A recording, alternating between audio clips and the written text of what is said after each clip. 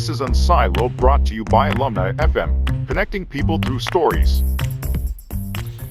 Welcome to Unsiloed. This is Greg LaBlanc, and I'm here today with Hugo Mercier, who is at the Jean Nicot Institute in Paris, and who is the author of this book, Not Born Yesterday, The Science of Who We Trust and What We Believe, and also the co-author of this book, The Enigma of Reason.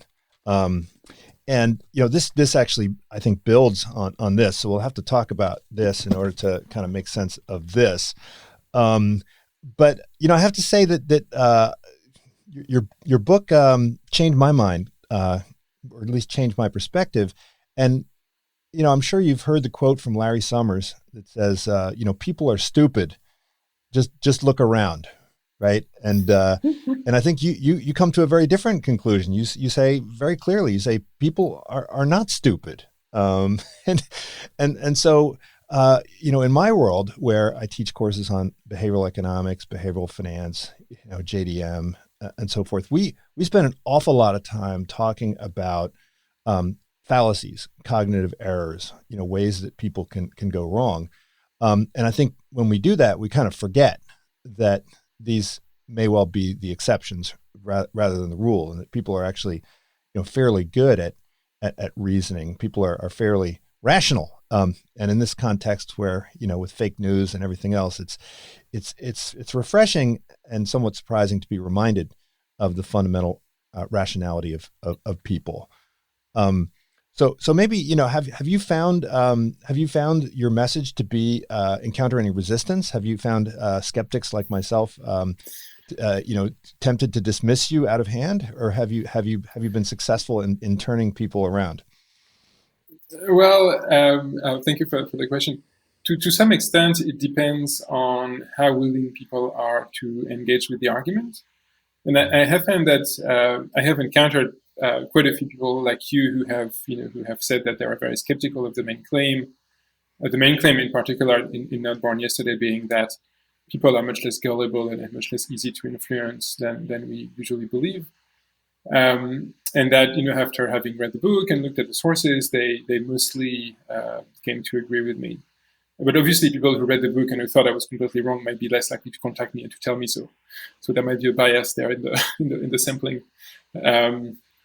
But clearly, there have also been quite a few people who, if I don't have time to explain at length and to give the evidence, or people who might not be really able or willing to evaluate the evidence, who stick to their guns, which is, in a way, what I predict in the book, that if people are not, able to engage with the arguments, if they don't trust the source, then they're going to stick to their position. So it's, in a way, it's fine by me if they stick to their guns in that case. Well, I think it's in this book is informed by this book, and I think in this book you make a it's actually an evolutionary claim, right? Which is that this mechanism, which we call reason, is something that has evolved, and it's evolved for very specific reasons, and it's involved to operate within a very specific environment. Could you talk a little bit about the context that led you to create this book? So the first book, then the Enigma of Reason, which, as you mentioned, I wrote with Dan Sperber. In that book, the main claim that we make is that, as you were saying, the function of reason, so the what would have been the evolutionary pressures that led reason to evolve, are social. And in particular, reason would have evolved so we can argue with each other, and so we can justify our actions and our beliefs. And it's something we often take for granted, but if you couldn't exchange reasons with people, if you couldn't exchange arguments, as soon as you disagree with someone, you'd be stuck. Essentially, you'd have to defer just because you trust them more, or they would defer to you, or you'd be stuck. Whereas thanks to arguments, we are able to try to change each other's minds. And indeed, in small scale conversation with a few people do change their minds quite often and quite well, and typically in the right direction. And so we believe that this is why reason evolved, to help kind of grease the wheels of social interaction, and not to help us come to better decisions or better beliefs on our own in a kind of Cartesian fashion, where you're just kind of sitting by the fireplace and try to consider the possibilities and weigh the pros and cons. We think that, by contrast, people are quite bad at this. But why do we lose sight of that? I mean, you talk about the intellectualist approach as opposed to the interactivist or argumentative approach. Is it because, at least in our academic lives today, we imagine ourselves to be these solitary geniuses sitting in a carrel? I know for most of my education, I had a carrel in the library, and I would be, spending my time thinking by myself. Well, I mean, I was obviously consuming lots of stuff, but there wasn't this constant back and forth in the in the marketplace that you might see in a Socratic world. Is it because of the way in which we've as academics come to do most of our work as solitary individuals? Is this why we've have this view of the intellectualist approach? I don't know. That's a good question. So I don't know how universal it is. Really, this view that reason would mostly be used for on their own, and that. So not only do people tend to overestimate how good we are at reasoning on our own, they also tend to underestimate how good we are at reasoning with others. And they often think that argumentation is pointless and you never manage to change people's minds. And that is completely wrong. And we know that from a lot of data now. So I'm not sure exactly why people get that wrong. In academia, there's indeed a large part of solitary reasoning, but there's also some constant social back and forth. When you're submitting your paper and getting reviews, when you're getting feedback, when you're getting comments, when you're partaking in conferences, in lab meetings, so academia does work to a large extent. Is fueled by these discussions. Yeah. But actually, one of the effects of solitary reasoning that is well demonstrated is kind of polarization and overconfidence. So people, once you have an idea in mind, if you think about it on your own a lot, one of the consequences is that you will tend to become even more sure that you're right, and if possible, you will develop kind of more extreme views. And in most cases, this is bad. But actually, in the kind of scientific or kind of intellectual domain, in some cases it might be good, because as kind of intellectuals and scientists, we're faced with a very kind of bizarre and kind of very difficult task, which is to explore this huge kind of hypothesis space for which we have pretty bad intuitions about how the world works. And so, each scientist has kind of their own intuitions, and most of these intuitions are going to be wrong, but some of them are going to be right, and it might be good for one of them to push it to the extreme. And if you look at someone like Darwin, for a long time he worked not in complete isolation, but he was kind of developing his ideas, and he managed to develop this amazing framework, partly because he kept at it, and he was so sure he was right, he kept at it. And so in that case it worked, but obviously we don't see all the other people who did the same thing but had bad ideas and just it didn't work out for them.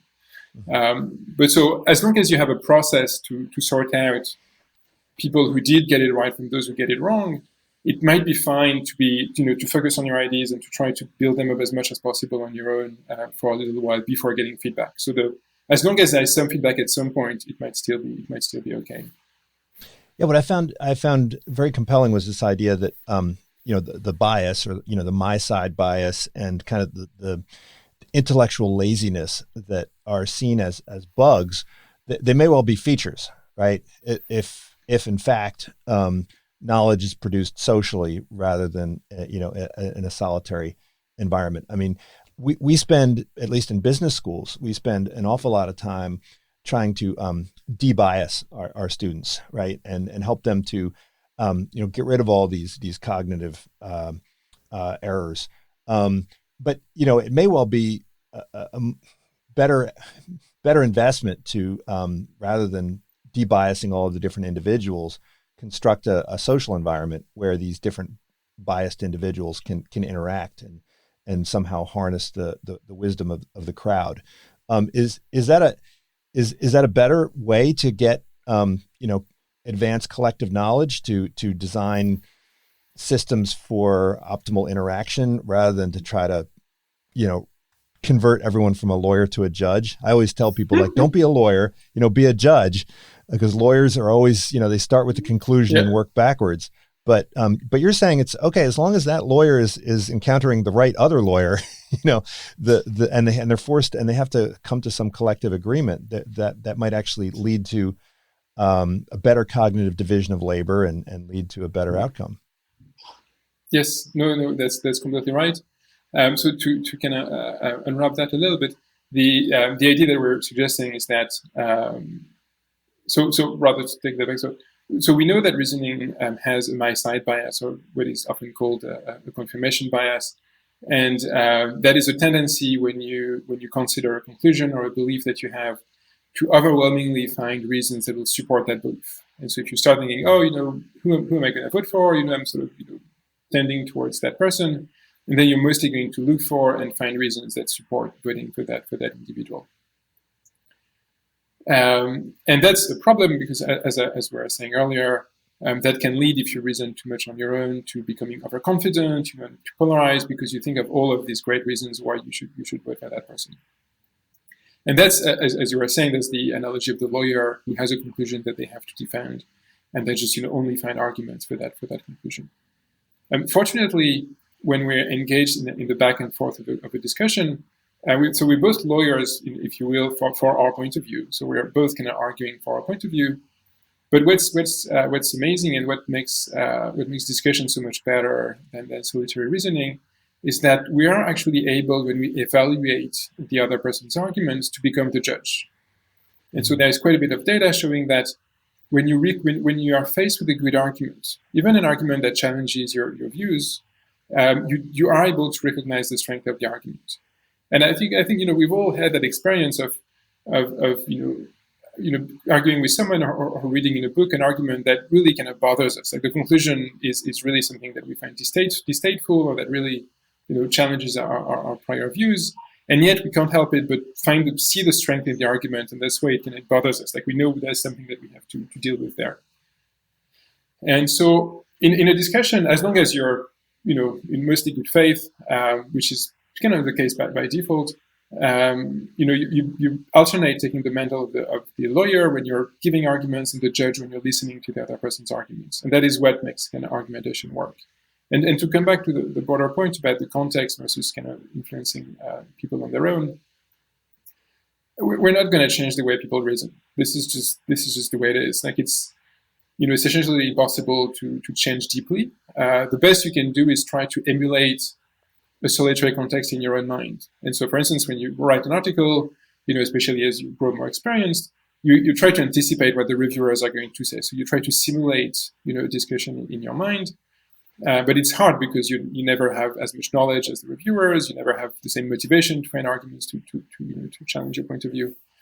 And so that's why the best thing to do is just to create an actual social context that will challenge you, given that it's so much easier, that people are really, really happy spontaneously to poke holes in your arguments, whereas it's something that it's really hard for you to do on your own. I mean, an analogy that I can take is, if you want to diet, like we can't make people have a stronger willpower. Like it just doesn't work. But if you tell people, well, just don't buy any crap food, and then it's easier for them to diet because they don't have any temptation at home. It's like, if you're trying to really reason on your own and try to get very good at reasoning on your own, it's like trying to go on a diet in a house full of donuts. Like it's just not going to work. Right. So there's two parts then. One part is, when we evaluate our own arguments, and the other is when we're evaluating others' arguments. And if anything, we're biased and lazy when it comes to evaluating our own arguments, but we're kind of demanding and more objective when it comes to evaluating others' arguments. Now, I think you mentioned a bunch of experiments where people are forced to evaluate their own arguments when they're in the mouths of others, and they look at them somewhat differently. Is that right? Yes. No, we use this experimental paradigm that is really shocking and surprising, which is called choice blindness, which has been discovered by some Swedish psychologists with whom we collaborated. And that is so it's so surprising that I really want to establish that this is a very kind of well established phenomenon by which people it's very easy for people to be lied to in terms of what decisions they made. And so in the prototypical kind of paradigm in that choice blindness, people have to decide between two pictures of someone from the other sex, and they have to say which is the most attractive. And they say, well, maybe, let's say, it's me, I'm a man, so let's say it's two women, and they say, I think that woman is more attractive. And then the two pictures are folded, and the picture I've chosen is moved towards me, and then it's raised, and I have to say why I thought that woman was more attractive. Except that in a few of the tests, the pictures are swapped, kind of like a magic trick type fashion. And then it is the picture that is shown to me is the woman I have not chosen. So it's the picture of the woman I thought was less attractive than the other one. And yet, as not only do very, very, very few people, like practically nobody notices the change, but people are very able to justify why they picked a woman that they actually didn't pick. And so we know that it's pretty easy to trick people about especially these kind of trivial, decisions. It's not, that's life-changing anything. But it's pretty easy to trick people about that. And so we use that paradigm, as you were describing, to try to get people to evaluate their own arguments as if they were someone else's. Because the prediction we make, it is that when it comes to your own arguments, as you were saying, we're quite lazy. Because, if you give people a bad argument, worst case, they won't be convinced, then you can give a better argument. You can use the counter arguments that they give you to give another, a more kind of relevant, appropriate argument. So it's fine to not give very good arguments on your own. By contrast, we should be quite good and quite critical and exigent when it comes to other people's arguments, because we don't want to accept a bad argument coming from someone else. And so the prediction that we made was that people should be much more critical. In a way, people should be relatively critical but objective when it comes to other people's arguments, accepting good arguments and rejecting bad arguments. And then they should be quite lazy and lenient when it comes to their own arguments, where they should just accept anything as long as they thought of it themselves. And so in these experiments, participants were given kind of boring kind of logical problems, and then they had to give an argument for their answer. And they did so. And then we asked them, here is what someone else has said, and here is an argument that someone else has given for the same answer, and the argument would challenge their point of view, except that in some cases we gave them back their own argument, the argument that they had written, as if it were someone else's argument. And in more than half of the cases, people rejected the argument that they had written when they thought it was someone else's argument. And actually, what was nice was they're more likely to do so when their own argument was bad than when it was good. And so, in concrete terms, like if you wanted to be able to evaluate your arguments in a more objective fashion, the ideal would be to be able to write something down and then kind of turn off the part of your brain that recognizes the argument as your own, and then you'd be able to evaluate it more objectively. And in a way, that's what happens to us when you've written something like a few years ago and you read it again, and it's it feels a bit foreign from you, and you're like, oh, this is actually a bit not very good. Sometimes we think it's good, but it's easier for us to find flaws in things we've written in a while. And so that's why when you're writing, it's good to wait a little bit and kind of revisit it, because you gain some distance, and it feels a little bit as if it were someone else's writing. Well, I think part of this book, the argument of this book is that in fact we're perhaps a little bit too skeptical when we're looking at arguments from others. If we're too lenient with our own, we might be too skeptical with others. But why would this make adaptive sense? I mean, presumably that the arguments are in the service of an agenda, and so we start with our interests and our agenda, and then the reasons are generally in the service of that agenda, and so that's why we're skeptical of other people's arguments, because we see them as like a potential smokescreen for an agenda which may be contrary to ours. In other words, we start with our preferences or our desires or our agenda, and then we go out and look for reasons that support that agenda. Is that the model? So that is true when it comes to your own reasons. So you start with a conclusion, and by default, we think we're right, but our beliefs are right, our intuitions are correct. And so when someone disagrees with you, then you spontaneously find arguments that will support your point of view. However, sometimes we are actually wrong. And in these cases, it is good to be able to listen to other people's reasons. And if they do indeed have good reasons, then to be able to change your mind. And so the bias, I think what's important is that the bias that you're describing, so we don't think that other people are more objective than we are, but the bias, we take that into account when discounting the conclusion. So, if you tell me, let's say, you're a salesperson, and you say, well, you should buy this thing that I'm selling, I'm going to discount what you're telling me because I know it's in your interest to sell me that. But if you start giving me arguments, even if I know the arguments are biased in a way, you're looking to bolster your own conclusion, if the arguments are good, I will still be able to recognize that and to change my mind.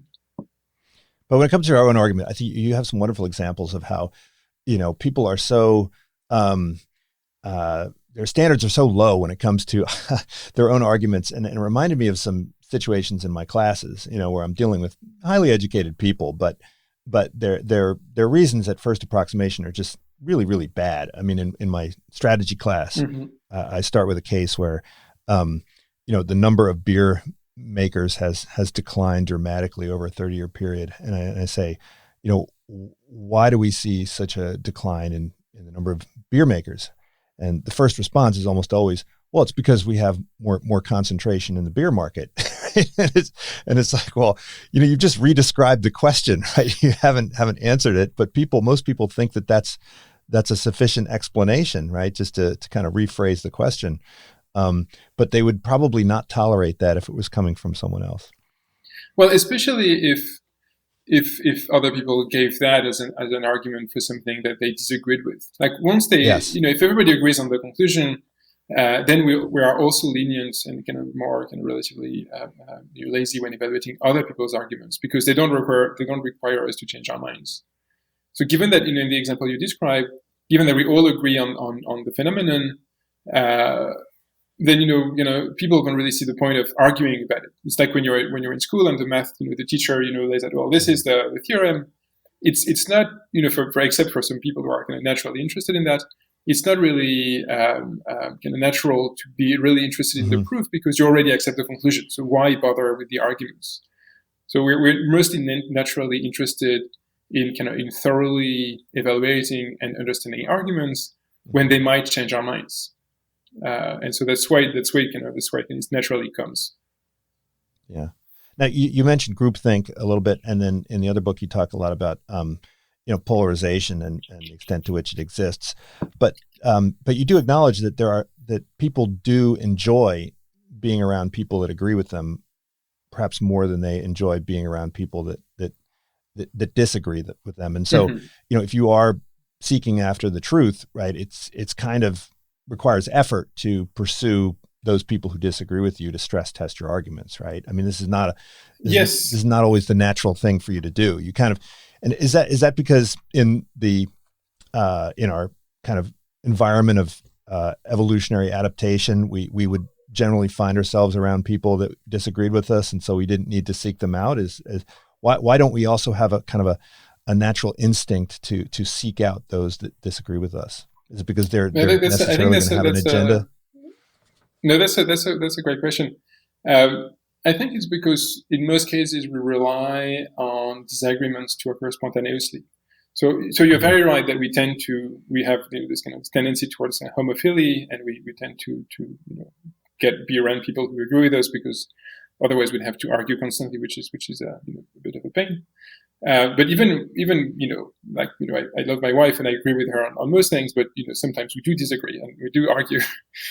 So even the people who are the closest to you, your closest colleagues and everything, you will disagree with them in some things, and in a way that's oftentimes when discussion is the most productive, because if you take two people who disagree on everything, it becomes really hard to have a discussion because the kind of arguments you could use are not going to work on the other person because they don't agree with the premises.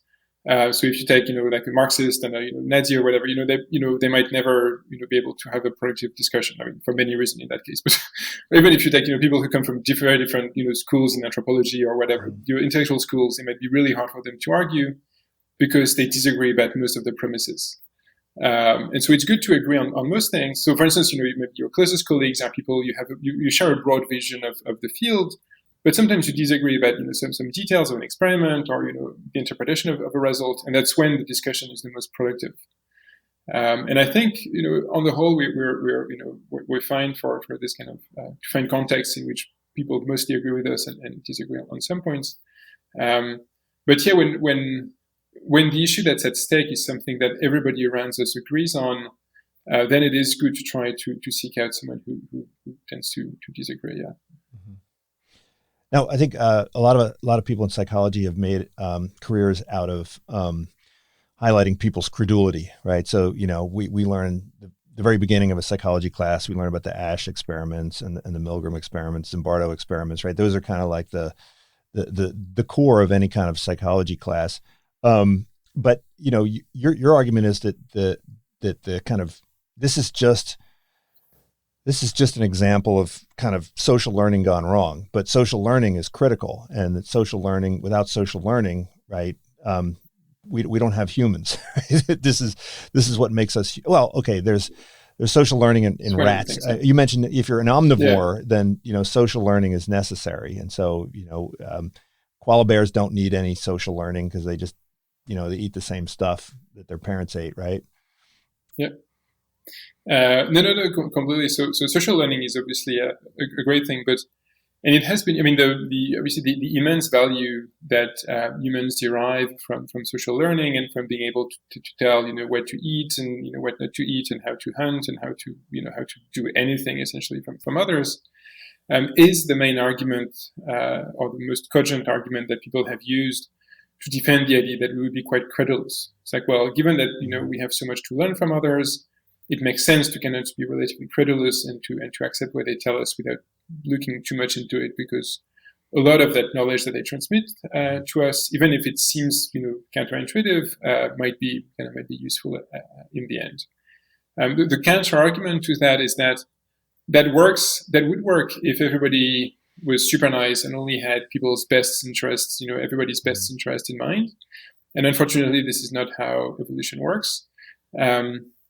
And so if we started being too credulous, then others would take advantage of us by transmitting us, beliefs and practices that would be good for them and not for us. And in some cases we see that, but we see it much less than we would if we were really credulous. And so I think that these experiments that you mentioned have been widely misinterpreted. And the Asch experiments in particular is quite annoying because Asch himself really saw these experiments to some extent as showing how people can resist the pull of the majority, even in the majority of the cases, people actually did not go along with the group. And even maybe more relevantly, people didn't really agree with the group. They just said they agreed because they wanted to, they didn't want to have any kind of social stigma from disagreeing with everybody. But in their private answers, people all obviously, gave what was the right answer, what their eyes was showing them. And so social learning is crucial, but it can only work and it can only be kind of evolutionarily stable if people are careful what to accept. And then they can, if they have good reasons to accept something, if it comes from a trustworthy source, if they have good arguments, then they will accept it.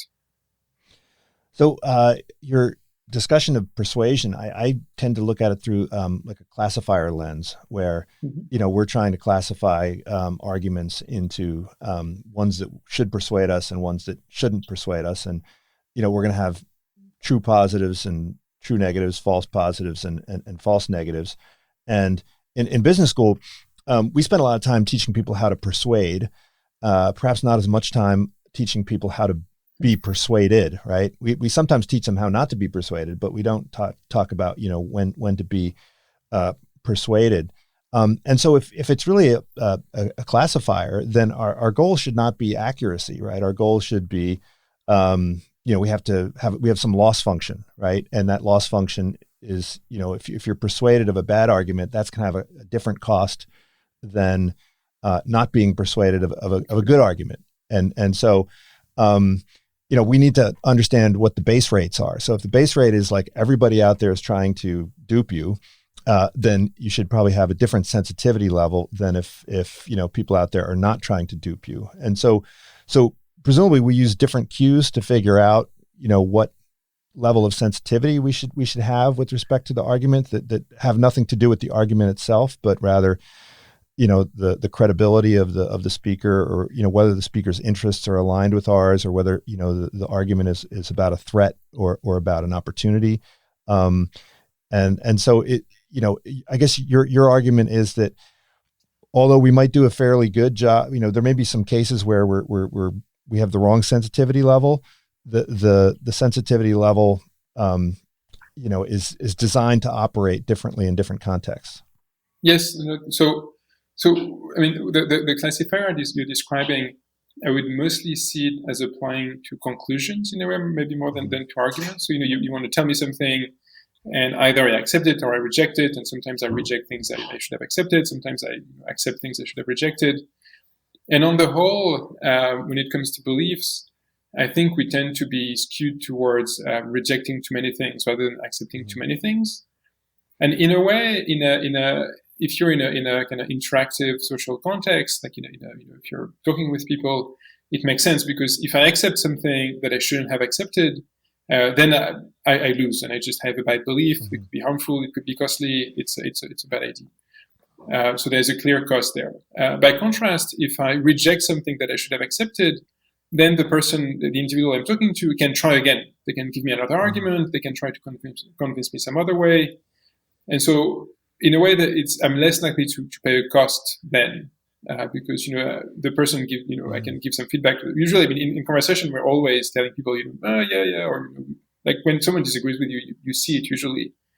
And as long as we don't hide our disagreement, then that gives the other person an opportunity to change our minds again.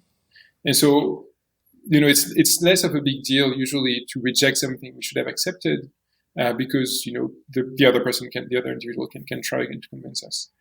The only case when it becomes really problematic is when you don't have that feedback. So when you're watching TV or reading the newspaper or reading a book, and you read an argument and it doesn't convince you, well, in real life you would have said, no, I don't think so, and the person might have given you another argument. They might have reformulated it, given you an argument that really speaks to your point of view.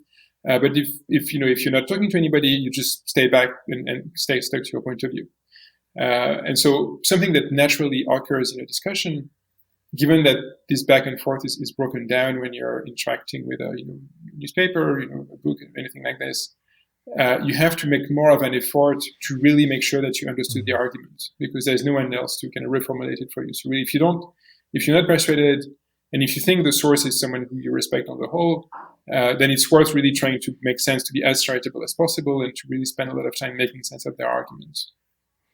Well, I think Plato made that point, right? I forget which dialogue it was, where he said, if you're publishing something, if you're pushing some written word out into the environment and you don't really know who your audience is, then you can't craft your argument to suit their priors, right? And so, you have to write a whole lot more and to try and capture all the objections, but then that requires an awful lot of attention on the part of the reader. And, I think in today's world where we're, bombarded with Twitter and Instagram and so forth, there's no opportunity for any back and forth. I find that, if I send an email to someone, I either have to write an email that's like 50 pages long to account for all the different possible objections, in which case no one reads it, or I'm misunderstood in the little brief one. And so there's virtually zero persuasion that ever happens via email. That's been my experience. Yes, conversation is vastly more efficient, because it really builds on this back and forth. And, I know if you disagree with me or not. If you disagree, typically you'll tell me why, and I can really give you the specific counter argument that will convince you. And that works great. So that's why actually with some colleagues, we've been working on chatbots, which is very kind of basic technology, but in a way they are able to emulate conversation in a way that is, then again, much less good than an actual human, but it's better than just a wall of text, because as you were saying, and as Plato was saying, if you want to convince everybody, you need to account for every possible counter argument. And so the issue is that then most of these counter arguments are going to be irrelevant for most people, and so it just becomes like too much, and it really dilutes the relevance of the main point. Whereas if you can have in our chatbots, so people say, well, I disagree with you, for that reason. And then we give them the counter argument. And then if they still disagree with us, they can say, well, I still disagree for that reason. And then we give them the counter argument for that. So obviously it's not infinitely flexible. And we can tailor the level of discourse to the audience. So that it's much less good than an actual conversation. But it is better than having just all of the arguments at once. Mm-hmm. Now you have a discussion about kind of animal signals, which is another area that I'm very interested in. And you mentioned that our truth detection module is, the arguments that we have the ability to determine whether somebody's telling the truth by looking at their micro gestures, kind of the Paul Ekman story, that you find this whole literature to be unconvincing, because when it comes to costly signaling, you evolve both the capability of signaling and also the capability of detection, and so there has to be some costly signal involved when it comes to communicating veracity. Could you repeat that discussion? No, for sure, Because you see this. I mean, there's so much work. There's so much. I mean, the U.S. government invested billions of dollars in micro gesture detection at the airports, and then finally they just abandoned the whole thing. Yeah, it doesn't work. So there is a very long tradition, and everybody, I think, in just about every historical period, all the time, people think they can tell who is lying from their demeanor. They can tell, whether they're looking at you in the eye, whether they're fidgeting, they're sweating, they're, whatever, they're tapping their foot. And there has been now literally hundreds and hundreds of papers showing that is not true. There's just no reliable cue. Like the most reliable behavioral cues would be like at 55% chances of getting it right. I mean, it's just nothing works. And so microexpression was something that Paul Ekman indeed and his colleagues had suggested, which was the idea that your face would let's say I'm very happy, but I want to pretend that I'm sad. Smile, the muscles responsible for smiling will activate very, very, very fast. Because I can't suppress them, constantly to try to appear sad.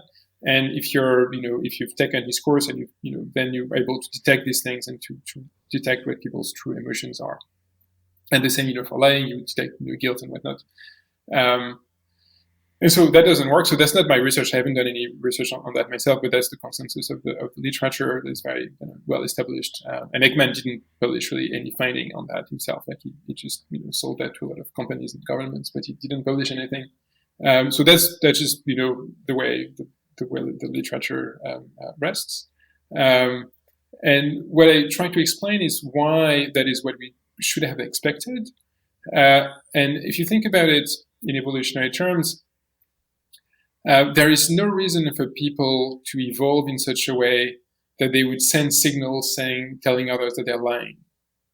Like it makes no sense. Why would you do that? And let's say there was some behavior that was associated with lying for some reason. There is no reason that evolution would not break down that association. Let's say for some kind of completely random reason, when you're lying, you're more likely to fidget or whatever. Then people who lie and fidget are going to be selected against, and people who lie without fidgeting will be selected for, and they will win out. And so that should have been the prediction that is just not going to work, and indeed it doesn't work, which makes sense. Yeah. Well, I mean, as Robert Trivers, I mean, his argument is that the way in which we get around that is we just convince ourselves of the lies, and so that would get rid of the markers of lying if they were detectable. So you just evolve a mechanism that would counterbalance that tendency. But I mean, an even simpler solution is just not to have any tails in the first place, not any telltales in the first place. But yeah, that's another way of doing it. Yeah. But that means that if we want to be believed, then our signals have to be credible, and this has to be something which is more costly for the liars to do than for the truth tellers. And we're all familiar with the bowerbird story about how the bowerbirds will build these beautiful nests as a way of credibly signaling that they are these fantastic, wonderful, skilled craftsmen and good homemakers and so forth. But I think the less well understood part is that the reason why it's credible is because if they're lying, the other birds will rip their nests apart, right? I think there's a similar story about these birds, if they have a fake testosterone patch on their chest, then the other birds will kind of peck them to death. Could you maybe, so if you were to remove the sort of police birds from the environment, then presumably they would get away with their deception. Yeah. So the web. So bowerbirds, for people who don't know, but I guess most people would be familiar with them. They're these birds. They're I think in Australia. that build very large structures. They decorate kind of very beautiful fashion with sometimes usually kind of uniformly colored, like blue or pink or whatever. They find items everywhere, flowers, things in the forest, and they decorate. It's really quite beautiful. And obviously it's the males that do that before mating season to attract females. And it was thought that the effort spent into doing this, essentially the whole time, they spent a lot of time doing this. And the idea would be that if you can afford to do all this while being able to find enough food to survive, then it means that you're a very, very kind of fit, very strong, very competent bowerbird. And so a straightforward prediction of that account is that if you artificially increase the beauty of some bowers, then the bowerbirds whose bower they are will get more mating. They will attract females better. And that's what an ornithologist tried to do. And he found that wasn't working at all. And as you were describing, it was because the other bowerbirds were taking apart the nests of the bowerbirds who had nests that were better than they were supposed to be. And so they're kind of policing each other. And that was really what was keeping the beauty of So the beauty of the nest was really a credible signal of their ability to defend their nest, right? So it's like if you walk around a bad neighborhood with jewelry and a nice pair of sneakers, you're really signaling is not just that you have the ability to buy this stuff, but you also have the ability to defend yourself against anybody who's trying to take it away from you. Yes, and that's the most important thing in a way. So what are some of the other signals that people will invest in order to gain credibility in a small scale environment? Because I think part of this is that some of those mechanisms could break down in a different environment. Mm-hmm. When you're describing how reputation matters, and if you're caught lying, then it can really damage your reputation. And yet I see in large organizations, like ones that I've been involved in, there are people that are just pathological liars and no one seems to care. So how is that, how does the reputation mechanism operate, and what are some of the conditions which can cause it to break down? So the main mechanism, as I was saying, through which human communication remains mostly honest and reliable is reputation. So if you tell me something, it's very hard for me to evaluate what you're telling me based on your demeanor. I mean, I can use the plausibility of what you're telling me. If you tell me that you have a pink elephant in your room, I won't believe you.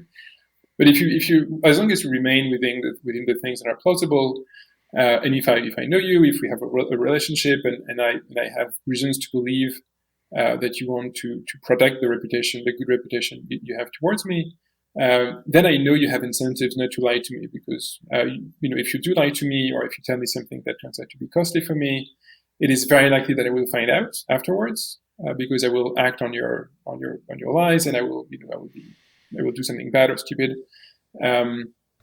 And then I will hold you responsible, and I will hold you accountable, and the trust I have in you will plummet. And we know that trust is pretty hard and can be very slow to gain, but it can fall very, very quickly. And we all know that if you have a good friend or a partner who does something that really kind of jeopardizes the trust, and years of good relationship can be canceled pretty quickly. And people are good at this, even small children. Like we all do this. So I don't have a good insight necessarily into why kind of pathological liars are able to get away with it. But my first impression would be that they don't need to be believed; they need to be obeyed in most cases. Mm-hmm. And so they don't necessarily need the people who work under them to believe in what they're telling them. They just need to be in a position of authority, and then whether the people under them believe that what they're being told is a good idea or not, they just have to do it. And so as long as you can, you don't need a good reputation anymore in a way, unfortunately. You just need to be in a position of status that will allow you to force other people to do what you like. Yeah. So in the book, you discuss in Not Born Yesterday, you're very skeptical of the idea that, demagogues can easily succeed through deception. And you mm-hmm. argue that in most of these cases, and of course, I think, for someone like myself, you read about Mao, and you read about Hitler, and you read about Stalin, and if you read, darkness at noon, you think, well, there are all these people who have just drunk the potion hook, line, and sinker, and are have bought into all this. And I think you're more skeptical of this, and you think that. We saw this with the collapse of the Eastern Bloc, right? Where in Germany prior to 1989, everyone thought that everyone in East Germany supported the government, and then a week later we realized that nobody supported them, right? So is that more generally the case? Do you think people are just sort of not telling the truth when they're surveyed? Yes, no, in the vast majority. So, first of all, obviously, in these countries, you don't have surveys generally. Like, if it's a real, if it's in North Korea, they don't do a lot of polling. They don't do a lot of polling. No. It's I'm sure it would show that they all love Kim Il Sung or Kim Jong Il or Kim Jong Un. But the leaders in these countries are terribly worried about what the people think of them. And Hitler and Stalin, they all had services devoted to trying to figure out what public opinion was, which is very difficult. It's been described as the kind of dictator's dilemma: is that you want people to only say good things about you, but you also want to know what they really think. And so it's really hard to get both. But why bother? Why bother with all the propaganda machinery then? If it's not, what's the so there are several reasons why it can work. So the results that I rely on from historians and economists and both kind of qualitative and quantitative research suggest that propaganda has very kind of limited effects, limited kind of direct effects. So it doesn't convince people of the message it is intended to persuade them of. But it can have other effects. For instance, it can show how strong the regime is, and that works because, as you are saying, it's an honest signal. Like, only a regime that is indeed very strong and has all the holds all the reins of power can indeed control all the media, all the radio, all the movies, the newspapers. You can't fake that. So if you see wall-to-wall propaganda on all the media, you know that you better not mess with the regime because they are controlling everything. It also obviously stops, contradictory views from spreading, which is good for dictators. It makes it harder for people to not agree apparently with the regime, which creates these situations we are describing, and that Timur Kuran has called cases of pluralistic ignorance. So essentially, everybody hates the regime, but people are wrong about. People also think that other people like the regime because outwardly people. They seem to like the regime. They go to demonstrations. They put signs saying, "Oh, I love whatever dictator," but they all realize that this is crap and their life is crap and the guy is an asshole. But they don't realize that other people also realize that, and that makes it much harder to create collective action and to foment kind of revolution or whatever like this. But then that means you can have it works in these ways. You can have these information cascades that happen, right? Where you can go very quickly once you see that the power is not as complete as you thought it was. Then everyone can flip, right? Yeah. That's exactly what happened, presumably in East Germany when I think the East German government reacted in a way that was perceived as overly weak when some people defected, and then people realized, well, actually they don't bother really persecuting us anymore, and then it was the end. It was finished in a matter of days. And you see that you saw that in Romania. If you'd gone to Romania 1 year before Ceausescu was dethroned, you would have thought, well, everybody loves him, and then they hunted him like a dog and killed him. And so it's things aren't the way they seem. More broadly, like you have some authoritarian regime that don't do a lot of propaganda. But all authoritarian regimes have a lot of repression, obviously. And so that tells you which of the two is the one that really does the job. Right. But I think this relates also to branding, right? So, companies invest an awful lot in their brand and brand. The game theorists would argue that this is non-informational signaling. It's just, what it signals is that they should be trusted, essentially, because the harm that would result from any kind of breach of trust is so large. So it's just basically it's a costly signal to build up this brand, even if the brand, there's no information contained in the advertising. It's just like, Coke adds life, drink Coke. And then everybody, trusts that Coke must be good because they've got this powerful brand.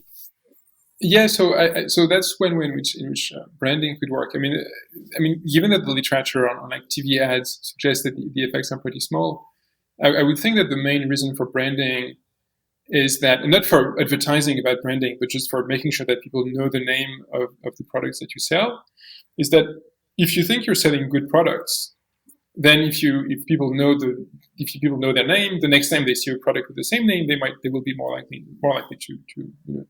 to buy it. And even in a way, the very fact that you're putting your name out there on the product suggests that you're more confident in the quality of the product, because if you make something really crap, presumably you don't want people to know who made it. And it does work. I mean, obviously, brand loyalty is quite real, even though it's quite fragile for most people, except the most kind of hardcore fans. If whatever brand puts out a bad product, people are pretty liable to just go to someone else. But yeah, I mean, so what makes it work is putting out good products in the first place. And then the branding is just people being able to connect the different products to a given brand, and to know that the next time, if all the products have been good in the past, then they will keep being good. And the same goes for politicians, which is one of the reasons, I guess, why name recognition matters so much in politics. Is that if people don't even know who you are, you could do whatever essentially, and it wouldn't leave a trace. So why would they trust you? So when you're trying to evaluate trust, or we're trying to build trust, right? There are certain strategies that work. One thing you talk about is the use of these kind of modifiers, right?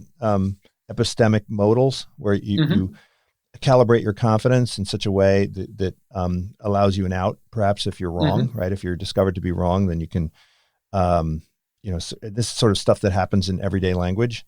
All the time, yeah. Yeah, so I mean, there's something that even strikingly, kind of 3-4-year-olds will say, I think that. And it's quite fascinating, because they could just say, the ball is in the box. But if they're not quite sure, they might say, I think the ball is in the box, which suggests that. And so why would they do that? The only advantage that this has is that if the ball turns out not to be in the box, then if it's a 3-year-old, you don't really care, but you blame them less, or you lower their reputation less than if they were more sure of themselves. And so indeed, we're constantly adjusting. We use models, we use the tone that we have, we use all sorts of verbal and nonverbal cues to modulate the confidence that we have in our assertions, so that people don't blame us too much if they turn out to be wrong. So you have a little discussion about fallacies. When I teach critical thinking, I go through all the fallacies, right? And there's hundreds of them. But you point out that every one of these fallacies has a corresponding flip side, actually, which is right. Yeah. So, for instance, ad hominem arguments, right? I mean, ad hominem arguments we love to trash them, but in fact, most of our beliefs are essentially built on ad hominem arguments, right? Hey, there's a scientist at this university, so I'm more inclined to believe what they've said. Why would we believe that the world is made of atoms, and that the world is round and goes around the sun? I mean, a lot of this stuff is not intuitive. So and you talk about the difference between sort of intuitive beliefs and reflective beliefs. Could you talk a little bit about that? Yeah. Yeah, no, for sure. So just on the arguments, as you are saying, when you learn the fallacies, or as you're like the example of maybe an argument from authority, people say, this is an argument from authority and it's bad. Well, no, because obviously without arguments from authorities, we wouldn't know anything. So we know anything, scientific, for instance. So the question is the authority, an expert in the right domain? Is there any reason to believe that they've been bought out or anything? And absent that, arguments from authority are perfectly valid. And we're very good intuitively at recognizing good arguments from authorities from bad arguments from authority. So there is no. So I saw it on Facebook as not a good. I saw it on Facebook as probably not a good argument. The argument from authority. Yeah, I saw it on Facebook is probably not a good argument. No. But I don't think many people would use it as a. Maybe I'm being too optimistic. But the argument, I saw it on Facebook to argue for some scientific assertion, I don't think many people will use it, but maybe I'm wrong. As we're saying, people are pretty bad at making arguments at first, so they might just remember they've seen it on Facebook, and then they say, well, oh, I've seen it on Facebook. No one would be convinced, but then if they were pushed more, they would say, oh, I saw it on Facebook, but it was the New York Times on Facebook. So maybe that would be how it would work out. As to your other question about intuitive and reflective beliefs, so that's another concept that was developed by Dan Sperber, and the idea is that humans are able to entertain beliefs in such a way that they can really kind of genuinely hold a belief, and yet not do anything about it, not act on the basis of that belief. And the root of that capacity rests with our ability to hold false beliefs. So we know in order to understand each other and to communicate, it is crucial that we are able to hold beliefs without believing them ourselves. So, for instance, when you talk to someone and you disagree with them, you have to be able to know what they're thinking without believing it. So you say, Greg thinks that, but I think that's wrong. And so that's that's well studied, and we know that small children can do that, and it's completely crucial for human interaction.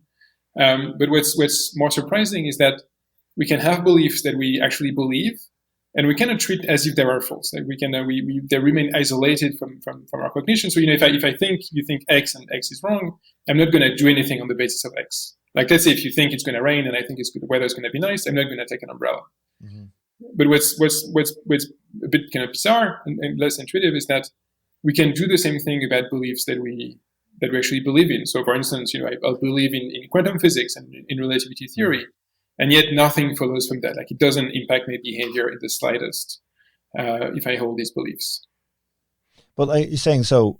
One of the implications is that there are a lot of people that believe in all these conspiracy theories, but when the rubber hits the road, they don't act as if they believe them because it's just not something that they need to. It's not something that's relevant for their everyday life. And if it was, then they would maybe examine them a little more closely.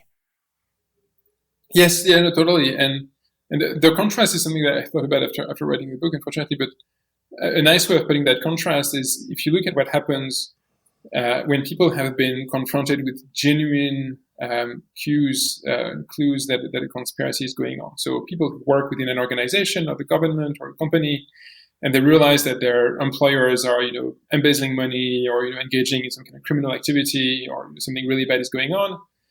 And these people are typically, they're afraid, they don't want to talk. It's really hard to, you have this whole kind of programs to try to motivate whistleblowers so that these people talk. And they're afraid for their jobs. They can be afraid for more than jobs in some cases. And so if you intuitively believe that there is a conspiracy going on in your organization, you tend to be very cautious, and you progressively, you're going to ask other people. You're going to be very quiet about it. And that's the exact opposite of what you see in people who believe in 9/11 conspiracy theories and QAnon and all of this. And these people are very vocal, and they say, the government is so powerful that they organize 9/11 and they have these places where they rape children, but apparently they can't silence a blogger who's telling all this. It makes no sense. If these people intuitively believe that the government was that evil and that powerful, they should be hidden away in caves and basements and not telling anybody about what they're thinking, because they would be dead very soon. Yeah, you talk about the mind candy and how it's it's really kind of a form of entertainment. You're a little bit more optimistic than I am. Maybe you got to live in America to feel that way. But how does a reflective belief that is non-intuitive become an intuitive belief? And I'm thinking about kind of the germ theory of disease, right? So 150 years ago, this was something which is very abstract, but there are these invisible particles that get transmitted from organism to organism, right? It doesn't really make any sense. But now it's so intuitive that we have to argue with people. Oh no, listen, like you shouldn't clean yourself with soap all the time, and that seems very counterintuitive, right? So how do these beliefs then become intuitive? So that's a great question. So there are several ways in which it can happen, but the main one is through obviously some kind of education, and in particular kind of repetition of something. So if you think of mathematics, We forget about it because we learned that when we're so small, but counting is not an intuitive thing. Like if you don't learn how to count, you're not going to know how to count. Like after 2, 3, 4, maybe there are quite a few human languages that don't have numbers. And so at first, these concepts are reflective and it's hard. You think, what is 3 against 3? So it's 2 plus 1, it's hard. And then obviously as you learn to count and you use the numbers all the time, it becomes so intuitive that it's impossible for you not to see a quantity and to just kind of think of the number. So practice really does the trick. But it can only do the trick in some way if it can tap into some mechanisms that were already there. And so in the case of the germ theory of disease, we have these kind of disgust mechanisms that evolved to protect us from contamination, and that we can tap into saying, well, you have these little things that will make you sick. And the problem is that these mechanisms, they don't always give you the answers that fit with medicine. Like, there are some things that, we know, for instance, are not going to make you sick. There are other things that are not really intuitive and that will make you sick. And so that's why it's often hard. There are some policies that are really hard to implement when they kind of don't really mesh with our intuitions. And other policies that are much easier to implement because they're kind of like hand washing. It's like, okay, hand washing, especially if you touch something like, intuitively disgusting like feces and whatnot, it's pretty easy to get people to wash their hands. But other things like, wearing a mask if you don't have any symptom, well, intuitively it's like, why would I do that? Even though this is what works. You have a wonderful discussion of Jacques Lacan in the book, sort of in a whole section on, on gurus and our propensity to maybe listen to gurus. So after talking about how our systems are so well calibrated, I mean, you're not. When I was reading through the book a couple times, I was like, well, this is very Panglossian, that we're perfectly well adapted. But of course, you do talk about how these systems get hijacked and how we live in an environment that's very different from the environment in which our reasoning evolved. So what are the key aspects of our modern communication environment that make this adaptive system suboptimal, and what kinds of things can we do to try to better align our mechanisms for reasoning with the environment that we find ourselves in? So I think a lot of people. So on the whole, there is a lot of these kind of what people can adaptive lags. So when, as you were saying, the environment, the cultural environment has evolved so quickly that our kind of evolved cognitive mechanisms haven't kept up at all. And people tend to be worried about that in the sense that they think that because of these adaptive lags, we will tend to accept a lot of things that are false. We will be, very, very, we will fall prey to misinformation very easily. We will become very, very gullible. And I don't think that's the case at all. By contrast, where it is problematic is that it does lead us to reject a lot of things that are good. So, as you were saying earlier, this, in terms of, these models, the problem is mostly where we reject a lot of information that is correct. So essentially, when you read the newspaper, most of what's in the newspaper is approximatively correct. It's probably better than your priors anyway. When you think of anything for which there's a scientific consensus, it's going to be better than your priors, essentially all of the time. And yet, not everybody immediately accepts, what's in the newspaper or, what the scientific consensus is. And that's the big problem. And so what we have to train ourselves is not to get better at rejecting information, because we're already very good at this. But we have to get better at accepting more information and understanding why, journalism and science and then, some of these, amazing institutions that we have are in most cases, very reliable. I mean, you don't want to just accept everything, but understanding how these institutions work and what makes them reliable, in what cases they will be, will they be more or less reliable, and just putting yourself in a position that we can accept more things, we can trust more people and more of these amazing institutions that we have. That's a very optimistic message, and I love the fact that we have more people weighing on the half full side to counterbalance the half empty side. These are definitely arguments worth listening to. I think in order to really appreciate the argument of both books, people do need to sit down and read them. The examples are fantastic, and the argument is very well nuanced. So I appreciate you, Hugo, for joining me today. check it out. Not Born Yesterday. I barely scratched the surface discussing the book. There's so much in there on polarization, on tribalism, on Facebook, on social media. There's lots of really interesting material in there. So hopefully everybody will check the book out. And also this one, this is really I think a very, very transformative book, influential book that you co-authored with Dan. So thanks for joining me. Thank you so much.